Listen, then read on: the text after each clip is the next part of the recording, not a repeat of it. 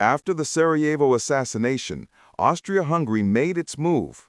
On July 23, 1914, it delivered a harsh ultimatum to Serbia. The conditions were so severe that accepting them was nearly impossible. Europe's heartbeat quickened.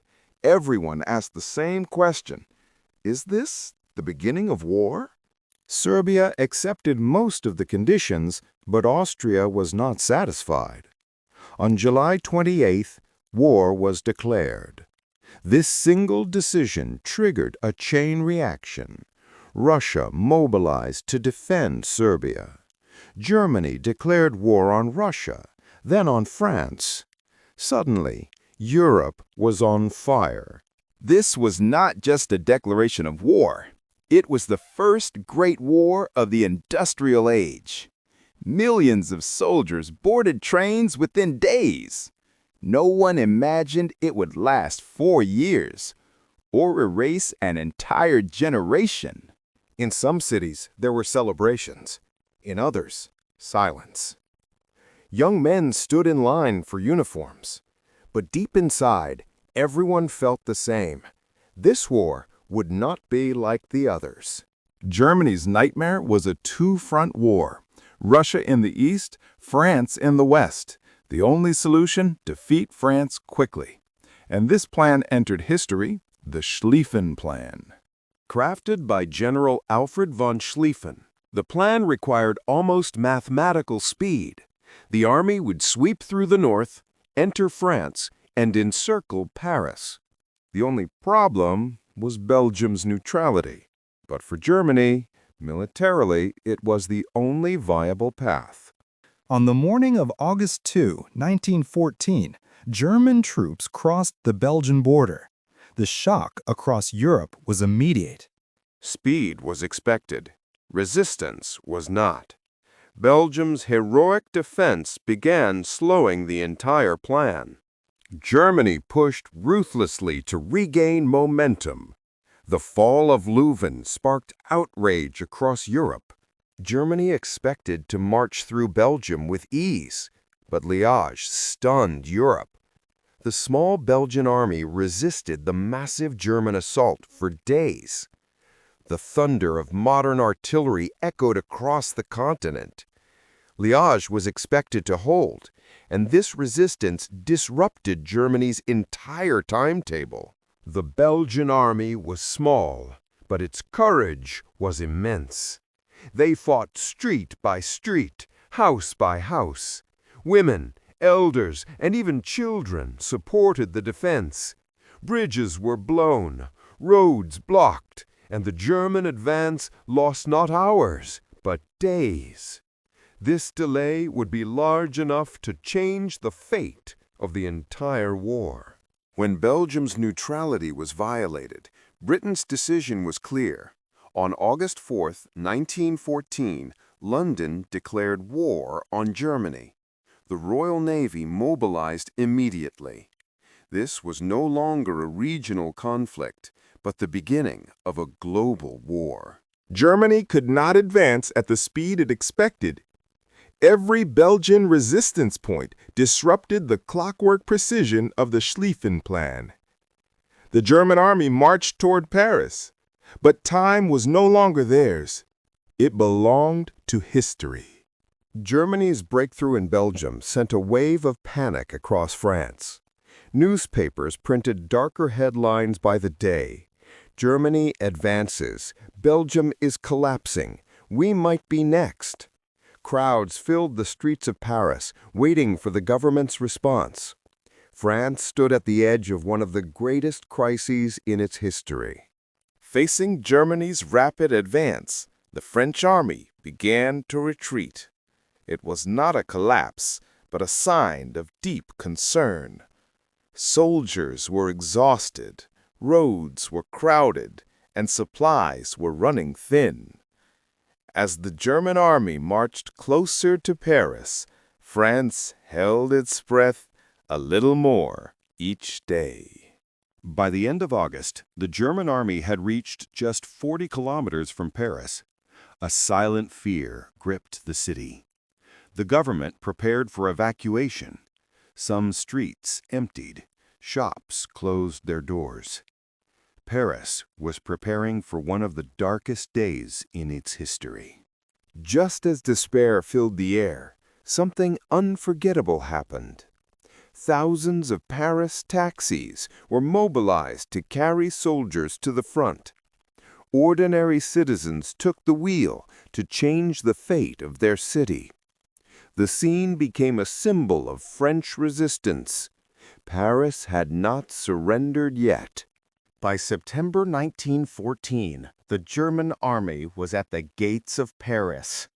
But French commander Joffre issued a desperate counterattack order. Troops were rushed east of the city. Taxis, trucks, and trains all poured toward the front. Along the Marne River, a new battle was forming. And this battle would decide the fate of Europe. On the morning of September 6th, the French army launched a counterattack along the entire front. Infantry moved through the mist. Artillery filled the sky with fire. German units were stunned by the sudden assault. Trenches changed hands, and every hill was fought over for hours.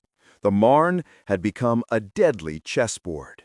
For the soldiers at the Marne, there was no turning back. Both sides were reaching the end of their strength. When bullets ran out, they fought with bayonets. Wounded men crawled on the ground with no stretchers left. The air was filled with smoke, fire, and death. It was a hell no soldier would ever forget. After days of brutal fighting, the German army began to retreat. The Schlieffen Plan had failed. Paris was saved, but the war was far from over. In fact, a new nightmare was beginning. 4 years of trench warfare. While the fighting raged on the Western Front, something unexpected happened in the East. Russia mobilized far faster than anyone had imagined. Vast armies advanced toward East Prussia. German commanders were stunned because, according to their calculations, Russia's preparations should have taken months. Yet Russian soldiers were already approaching German soil. Panic spread across East Prussia. Villages rang warning bells. Civilians fled westward. The German High Command had committed nearly all strength to the Western Front, leaving the East dangerously exposed. In Berlin, fear took hold. What if East Prussia fell before the Schlieffen Plan succeeded? This question left German leadership desperate. Germany's worst nightmare was unfolding. A two-front war. France and Britain in the west. Massive Russian armies in the east. As German generals searched for a solution, the Russians advanced in two separate armies. Rennenkampf's First Army and Samsonov's Second Army. If they united, East Prussia would be lost. Germany now faced one of the most critical choices in its history. As the crisis in East Prussia intensified, Berlin made a decisive move. Veteran General Paul von Hindenburg and the ambitious young commander Erich Ludendorff were placed in charge of the Eastern Front. The moment they stepped off the train, they began studying the maps. The situation was dire, but there was an opportunity. The Russian army was split in two, and communications were weak. Hindenburg and Ludendorff began crafting a plan that would enter military history. The Russian army struggled to coordinate. Telegraph lines were unsecured. Messages went unencrypted. German intelligence could listen directly to Russian commanders' communications. It was an advantage rarely seen in modern warfare. Hindenburg now had more than maps. He had the Russians' plans. Rennenkampf's First Army advanced slowly. Samsonov's Second Army moved alone from the south.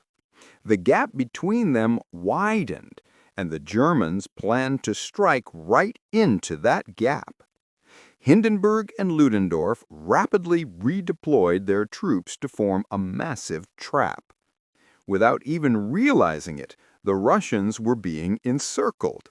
Between August 26 and 30, 1914, the Russian Second Army was fully encircled.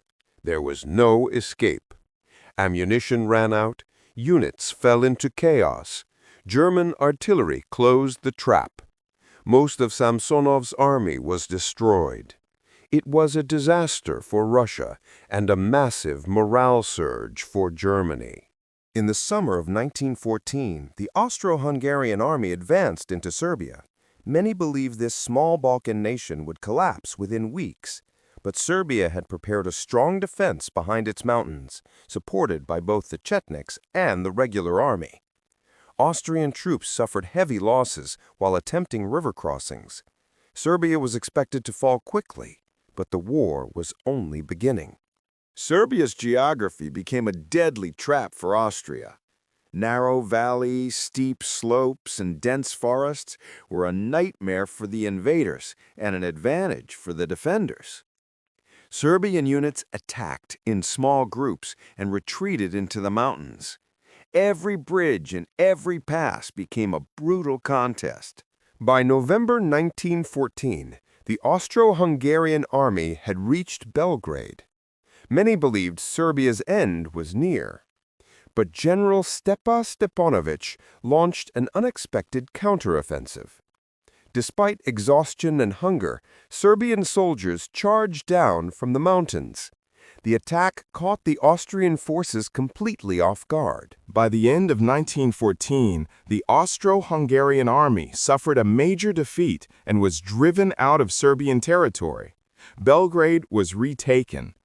This victory proved that even a small nation could resist a great empire. But this triumph would be temporary, because an even greater storm was approaching.